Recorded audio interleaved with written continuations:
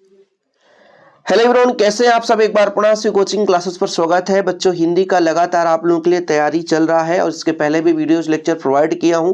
निरंतर आप लोगों के लिए मेहनत कर रहा हूं। बस आप लोगों का प्यार सपोर्ट भाई साहब, बस वीडियो को शेयर कर दो। और बच्चों, इसके पहले मैंने जो वीडियोस प्रोवाइड किया है वो प्लेलिस्ट में मिल जाएगा। और आप लोगों का उद्देश्य होना चाहिए कि हम अच्छे नंबर लाएंगे। हम हर प्रकार से वीडियोज लेक्चर प्रोवाइड करते हैं। किसी भी क्वेश्चन को समझाने की बात हो, क्वेश्चन को लिखने का तरीका हो, गद्यांश पद्यांश संदर्भ प्रसंग, हर चीज़ पर हम आपको वीडियोज प्रोवाइड करते हैं। तो बच्चों, आप लोगों की मेहनत के ऊपर है, आप कितना मेहनत करते हैं।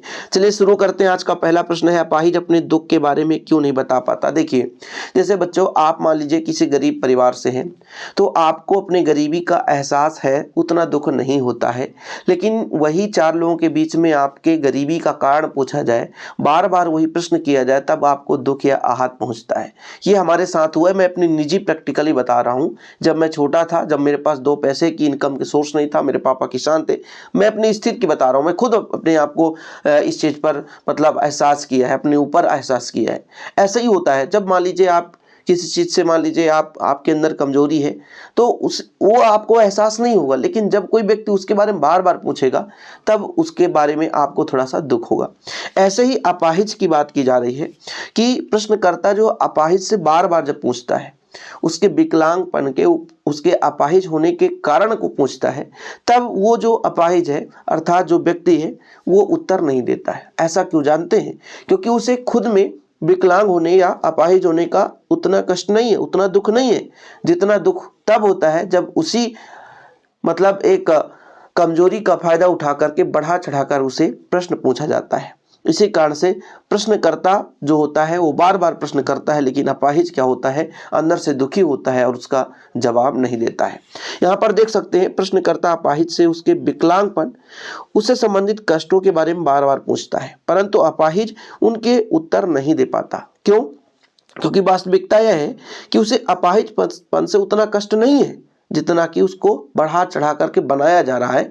लोग कैमरे के सामने उसको ला करके अपने अस्तित्व को व्यक्त करने के लिए, मतलब अपने अस्तित्व के लिए अपाहिज का इस्तेमाल कर रहे हैं। जैसे मान लीजिए न्यूज़ चैनल में किसी घटना को दिखाने के लिए बढ़ा चढ़ाकर दिखाया जाएगा, अपने जो क्राइटेरिया है अर्थात अपनी जो चैनल का इमेज है उसको बनाने के लिए, है ना।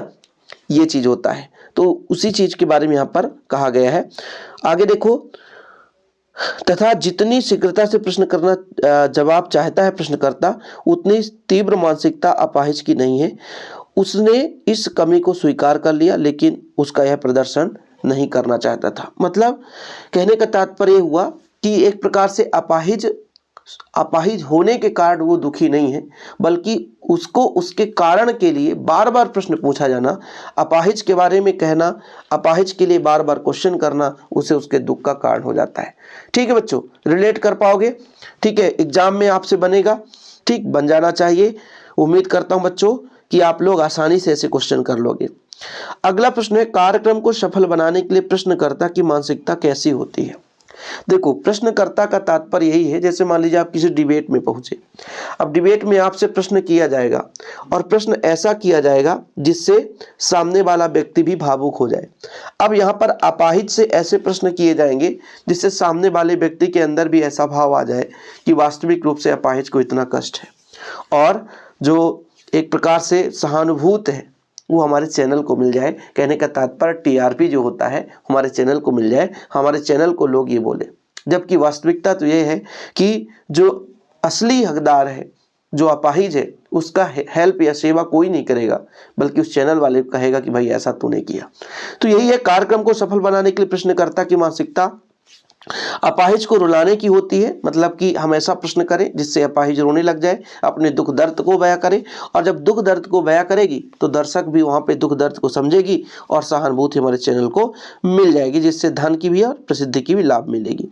ये चैनल का मेन उद्देश्य होता है। ठीक है बच्चों, चलिए आगे चलते हैं अगले प्रश्न पर। ठीक है, तो अगला प्रश्न है, कवि ने बादल का ही आह्वान क्यों किया है, क्या कारण है। देखिए थोड़ा सा, कवि के अनुसार बादल बाढ़ उत्पन्न करने वाला रूप का क्रांति का एक रूप है। क्रांति की हमेशा वंचितों का पक्ष लेती है। अतः कवि बादलों के माध्यम से आम व्यक्ति को क्रांति की प्रति प्रेरित करता है, ताकि वह अपने दुख से त्रस्त जीवन को त्याग कर अपने जीवन के नव निर्माण कर सके। मतलब कवि ने बादल को ही आह्वान करने का तात्पर्य है कि जानते हो आप लोग बच्चों कि यदि बारिश होने लग जाए अच्छी तेजी से तो एकदम आंधी तूफान और क्रांति आ जाती है। इसी को तुलना इसलिए किया है कि यदि व्यक्ति के मन में जब तक क्रांति नहीं आएगा अपने दुख के कारण का, अपने मतलब हित की लड़ाई के लिए, अपने अधिकार के लिए जब तक उसके अंदर क्रांति नहीं आएगी तब तक वो अपने जीवन में दुख सहता रहेगा और अपने जीवन का नव निर्माण नहीं कर सकता। और वास्तविकता यही है कि आज यदि व्यक्ति अपने अधिकार के लिए लड़ाई ना करे तो वास्तव रूप से वो पिछड़ा ही रह जाएगा। इसलिए कवि ने यहाँ पर आह्वान किया है कि बादल के जैसे बनो। एक क्रांति, जिस प्रकार से बरसात आने पर बादल क्रांति लाती है, उसी प्रकार से आपके अंदर एक क्रांति होना चाहिए। आप प्रेरित हो उठो और जो दुख का कारण है उसे हटाओ, उसे त्याग करो और जीवन को एक नई ऊंचाइयों तक ले जाओ, अपने जीवन के नव निर्माण कर सको। ठीक है, इसलिए यहाँ पर बादल से तुलना की है। आगे चलते हैं। कवि ने बादलों की क्या विशेषताएं बताई है। आपको पता है कि बच्चों कि बादल की बूंद गिरती है यानी पानी के रूप में और फिर से वो बूंद ऊपर उठती है, सही है कि नहीं? आप बताओ। बरसात के दिनों में पानी गिरता है, पानी नदियों पर बहता है, जाकर समुद्र में जाता है, समुद्र से उठ करके फिर से ऊपर जाता है और फिर बादल बन करके फिर वर्षा करता है। इससे ये निष्कर्ष निकलता है कि व्यक्ति भी अपना हिम्मत ना हारे। यदि वो गिरा है तो उसे एक दिन उठना ही होगा और उठेगा ही। आपके जीवन में भी ऐसी कई परिस्थितियां आती है कि आप गिरते भी हो और उठते भी हो। इसलिए कवि ने बादल के प्रत्येक अंग में बिजली सोई है ऐसा माना है। वो अग्नि में गिरते हैं, आहत होकर हिम्मत नहीं हारते, वो बार बार गिरकर उठते हैं। इसलिए बादलों की विशेषताएं को यहाँ पे बताई गई है। आगे चलते हैं बच्चों। बादलों के ना बरसने के कारण किसान की स्थिति किस प्रकार से हो जाएगी, बताओ। आप ही बताओ। आपको भूख लगा हो, आपको भोजन ना मिले तो आप मुरझा जाओगे।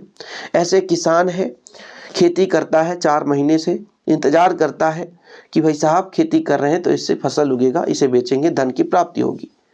अब जब तक वो यदि वर्षा ही नहीं होगी, बादल ना बरसेंगे तो कहीं ना कहीं इस किसान की स्थिति कैसी हो जाएगी? दयनीय हो जाएगी, हीन हो जाएगी, मतलब गरीबी पे गरीबी हो जाएगा।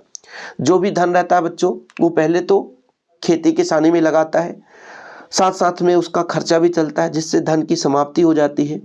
ठीक है, और उसका अंदर से जो मनोबल है वो टूट जाता है और शरीर भी, हृदय भी जो कांपने लग जाता है। ठीक है, बादलों की न बरसने के कारण किसान की स्थिति दयनीय हो गई है। उसका संचित धन भी समाप्त हो जाता है, उसका संतोष टूट चुका है, उसके हृदय भी भय से कांपने लग जाता है। ठीक है, चलिए आगे देखते हैं बच्चों। बादल राग कविता में कवि बादलों के बहाने क्रांति का आह्वान क्यों किया है, इसके पहले भी आपको समझा चुके हैं। बाढ़ की ध्वनि से तात्पर्य क्रांति का स्वर, मतलब बादल जब बरसने लगते हैं तो बाढ़ आ जाता है, आंधी तूफान आ जाती है ना। इससे एक कहने का मतलब क्रांति हो जाता है, खेती किसानी का क्रांति इस प्रकार से हो जाता है। ऐसे लोगों के प्रति, शोषित वर्ग के प्रति जो उनका अधिकार खत्म हो रहा है, उनके लिए एक प्रेरित भावना है, मतलब यहाँ पे प्रेरणा मिलती है कि अपने अधिकार के लिए, अपने जो हक के लिए आपको लड़ना होगा, तभी आपके अंदर की जो दरिद्रता है वो दूर हो सकती है। क्रांति की गर्जना यदि उनके जीवन में होता है तो अपने हक और अधिकार के लिए आगे आते हैं। ये शोषित वर्गों के लिए सबसे ज़्यादा, मतलब ऐसे लोगों के लिए सबसे ज़्यादा लाभदायक होता है बच्चों जो वास्तविक रूप से उससे पीड़ित होता है, सही है कि नहीं। तो बाढ़ की ध्वनि से तात्पर्य है क्रांति का स्वर।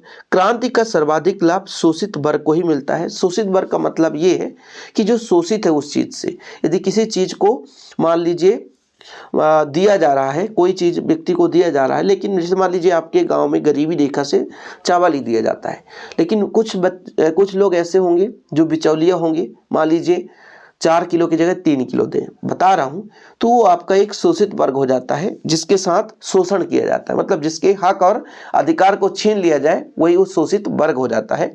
तो शोषित वर्ग को इस क्रांति का लाभ मिलता है क्योंकि वो उस चीज को समझकर अपने प्रगति के लिए, अपने अधिकार के लिए लड़ाई लड़ता है और जीवन जीने का शैली सीखता है और वास्तविक रूप से जो जीवन जीने का प्रेरणा उसे मिलती है कि हमारा वास्तविक रूप से ये हक और अधिकार है, उसके लिए चेतना जागृत होती है और आगे आके वो लड़ाई करता है।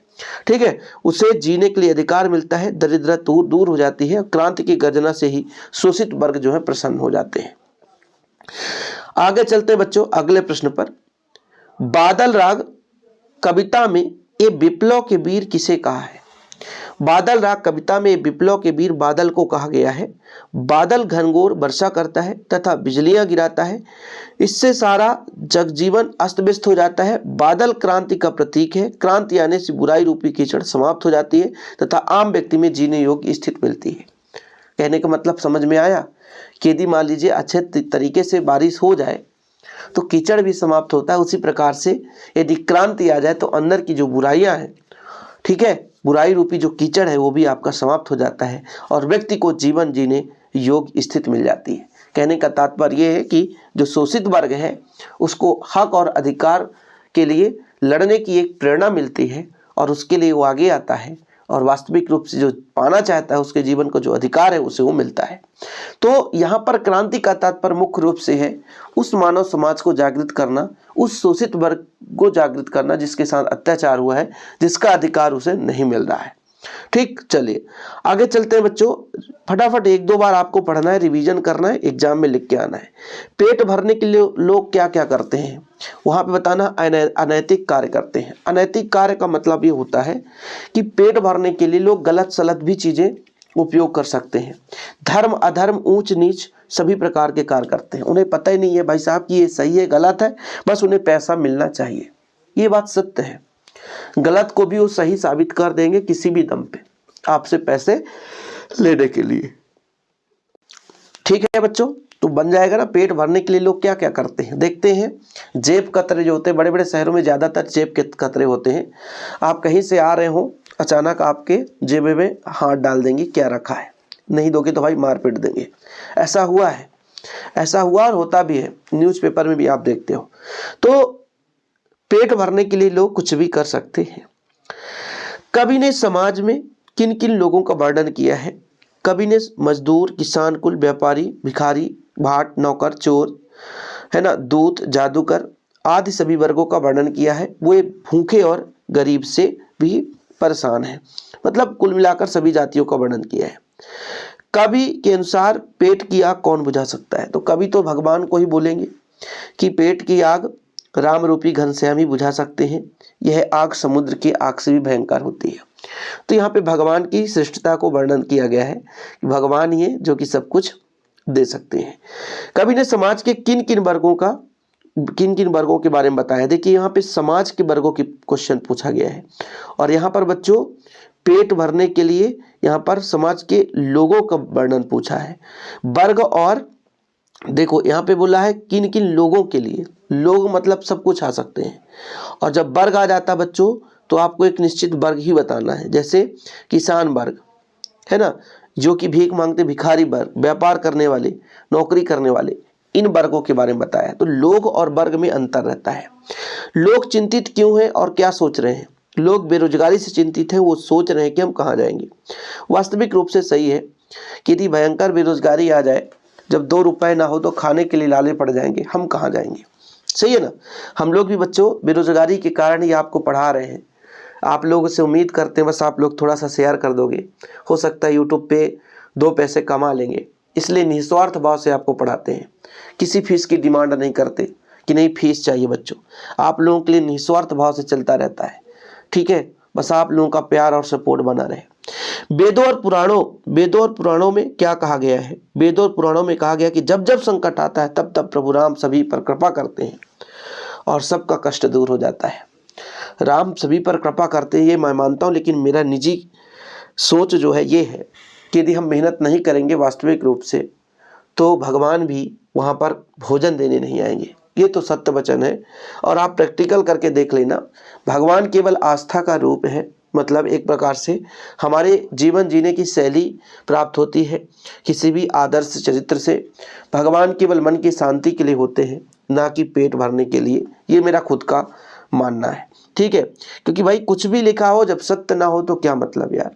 यदि हम मेहनत ना करें आज और हम सोचे कि हमें भोजन मिल जाएगा तो ये मुश्किल है। यदि हम 5 दिन वीडियो ना बनाए तो कोई बच्चा आ जाएगा देखने पढ़ने, नहीं आएगा व्यूज, नहीं पढ़ोगे आप लोग, हमें 1 रुपए नहीं मिलेगी। ये सत्य वचन है, आप करके देख लेना और ये वही समझेगा जिसके साथ है ना ऐसा स्थित होगा। तुलसीदास ने दरिद्रता की तुलना किससे की है? तुलसीदास ने दरिद्रता की तुलना रावण से की है। दरिद्रता रूपी रावण ने पूरी दुनिया को दबोच लिया है, जिसके कारण पाप बढ़ रहे हैं। भाई रावण के जीवन में पापीपन ज़्यादा था तो पाप बढ़ ही रहे थे, तो ऐसे बोला है पूरा दुनिया रावण जैसे दबोच लिया है और क्या है, पाप बढ़ रहे हैं। कवि किन पर व्यंग करता है और क्यों? कवि धर्म जाति संप्रदाय के नाम पर राजनीति करने वाले ठेकेदारों पर व्यंग करता है, क्योंकि समाज के इन ठेकेदारों को व्यवहार में ऊंच नीच जाति पाति आदि के द्वारा समाज की सामाजिक समरसता कहीं खो गई है। वास्तविक रूप से बहुत बढ़िया ये है कि आज भी आप देखो धर्म के नाम पे राजनीति होता है। जहां भी राजनीति के लिए आज भी नेता वोट मांगने आते हैं तो भगवान का नाम पहले लेते हैं कि इस भगवान के हो तो मुझे वोट देना। क्यों? जानते हैं क्योंकि आपके लिए अच्छा काम तो करना नहीं है। किसी भी नेता के, मैं किसी एक को नहीं बोल रहा हूँ, नहीं तो बोल दो कि सर आप इसके विरोध में हो, ऐसा नहीं है।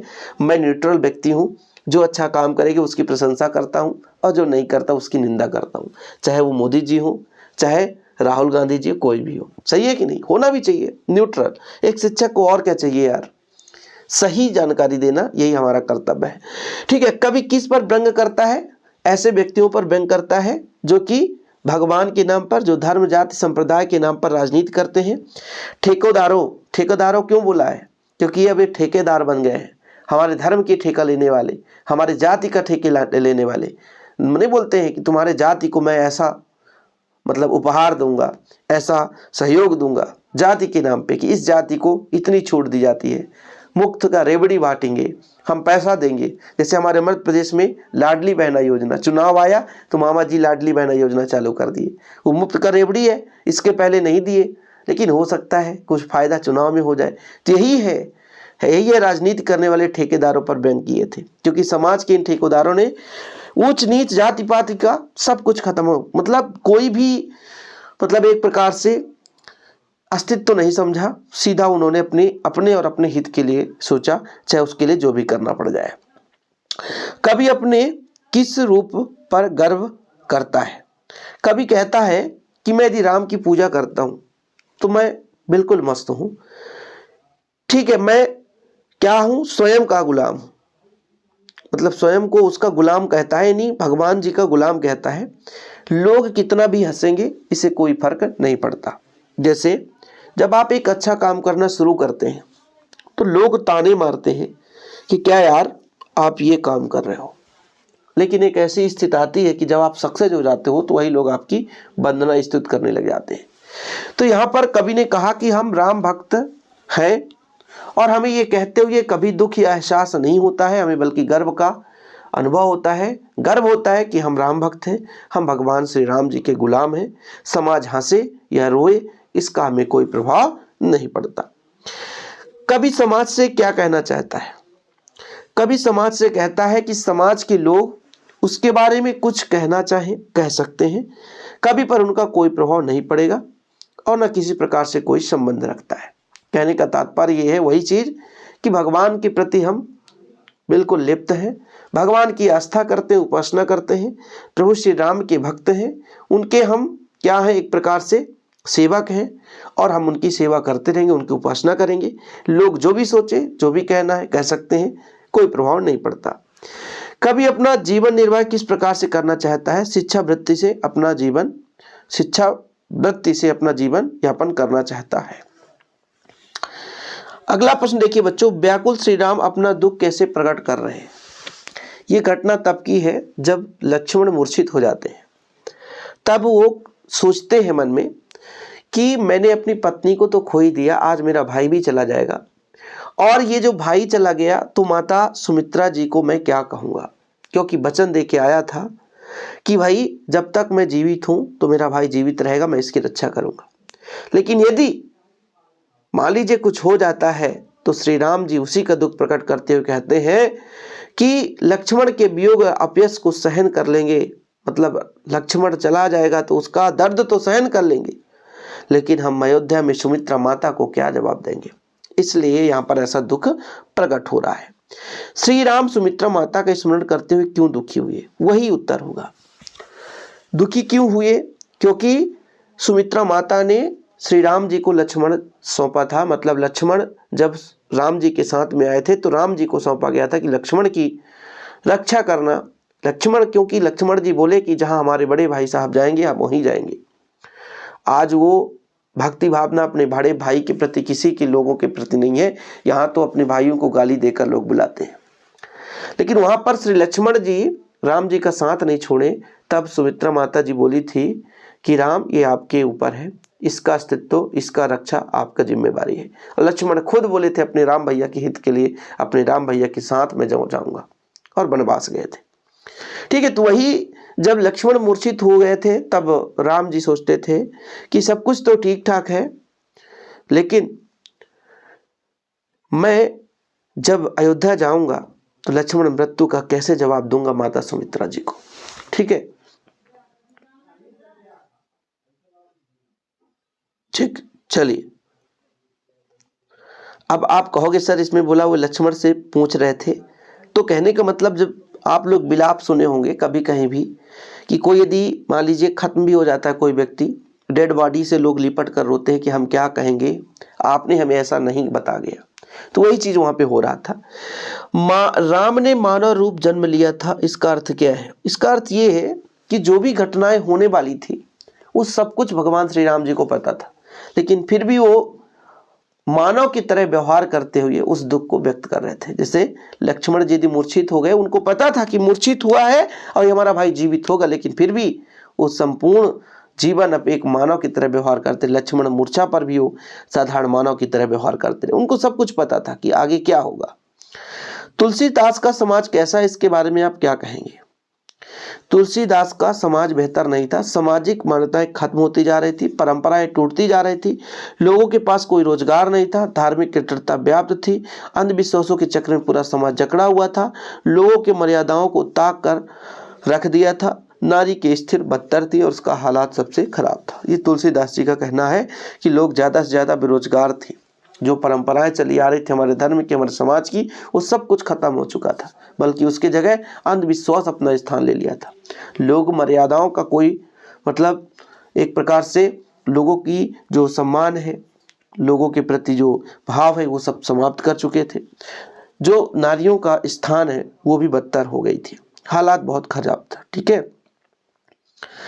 अगला देखो भाई, ये लक्ष्मण मूर्छित हो जाने के समय राम क्या सोचने लगे थे। जब लक्ष्मण को शक्तिमान लगा तो मूर्छित हो गए। यह देखकर राम भावुक हो उठे। वे सोचने लगे कि इस वन में आकर मैंने पहले अपनी जानकी को खो दिया और अपने भाई को खोने जा रहा हूं। केवल एक स्त्री को खोने के कारण मेरे भाई आज एक स्त्री के कारण मृत्यु के गोद में सो रहा है। यदि स्त्री खो जाए तो उससे बड़ी हानि नहीं होती, किंतु भाई खो जाए तो जीवन भर कलंक मेरे माथे पर रहेगा। ऐसा होता है क्यों? क्योंकि सीता माता श्री राम जी की पत्नी थे और उनका एक निजी अधिकार था सीता जी के ऊपर, लेकिन लक्ष्मण एक भाई था और भाई का जो संपूर्ण दायित्व तो निभा रहे थे, और उनको ये सोच था कि जब मैं घर लौटूंगा तो उन सब से क्या जवाब दूंगा। पत्नी तो मान लीजिए मेरी है तो बोल दूंगा कि मेरी पत्नी है, खो गई, मैं क्या करूं, लेकिन दूसरे के अधिकार को मैं कैसे जवाब दे पाऊंगा, दूसरे के पुत्र के बारे में कैसा कह पाऊंगा, यही सब चीज सोचते थे। ठीक है, वैसे सिंपल क्वेश्चन है, आप लोगों से बन ही जाएगा। आगे देखिए बच्चों, शायर राखी के लक्ष्य को बिजली की चमक की तरह कहकर क्या भाव व्यंजित करना चाहता है। रक्षाबंधन एक मीठा और पवित्र बंधन होता है। रक्षाबंधन के कच्चे धागे पर बिजली के लक्ष्य, वास्तव में सावन का संबंध घटा से होता है। घटा का जो संबंध बिजली से है और वही संबंध भाई और का बहन से है। शायर यही भाव व्यक्त करना चाहता है कि यह बंधन पवित्र और बिजली की तरह चमकता रहता है। लक्ष्य को, लच्छा मतलब एक जो धागा होता है, वो जो संबंध है बिजली की चमक की तरह है। मतलब रक्षाबंधन में भाई को बहन जब राखी बांधती है तो वहां पर ये वर्णन किया गया है कि भाई साहब रक्षाबंधन एक मीठा और पवित्र बंधन है। कच्चे धागे पर बिजली के लक्ष्य हैं। जिस प्रकार से वास्तव में सावन का संबंध घटा से और घटा का संबंध बिजली से है, वही संबंध भाई का बहन से है। ठीक है, तो यहां पर रक्षाबंधन में जब बहन राखी बांधती है भाई को, उसके बारे में बताया गया है। खुद का पर्दा खोलने से क्या आशय है।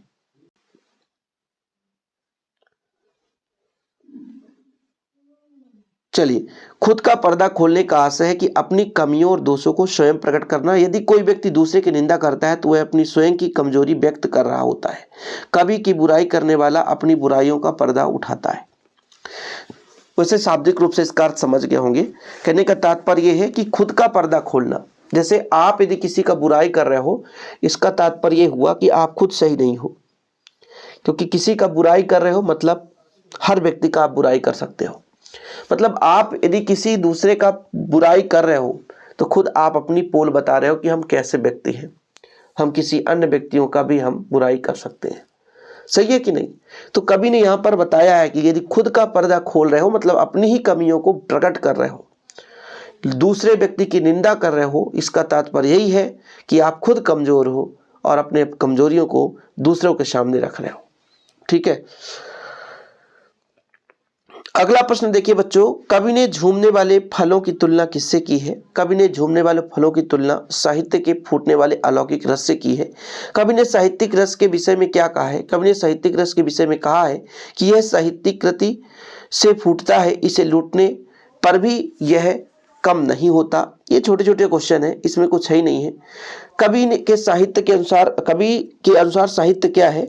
कवि के अनुसार साहित्य रस का एक ऐसा पात्र है जो कभी समाप्त नहीं होता। ये छोटे छोटे क्वेश्चन है, ये क्वेश्चन जरूर कर लेना 2023 का बच्चों।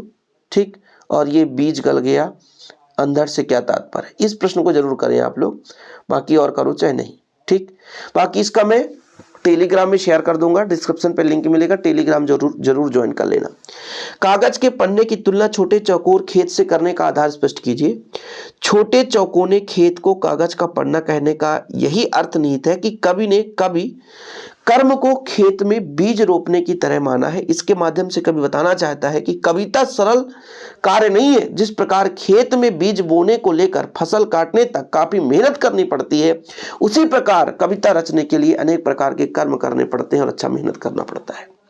कागज के पन्ने की तुलना छोटे चौकोने खेत पर, मतलब देखिए कोई भी कवि जो है एक कविता की रचना करता है तो उसमें अथाह मेहनत होता है, और किसी एक मार्मिक रूप से जब उसका हृदय अहंग से निपट जाता है, मतलब अहंकार यदि किसी व्यक्ति के पास है तो कविता की रचना नहीं कर सकता, वो सरल भाव सहज भाव के साथ ही करता है।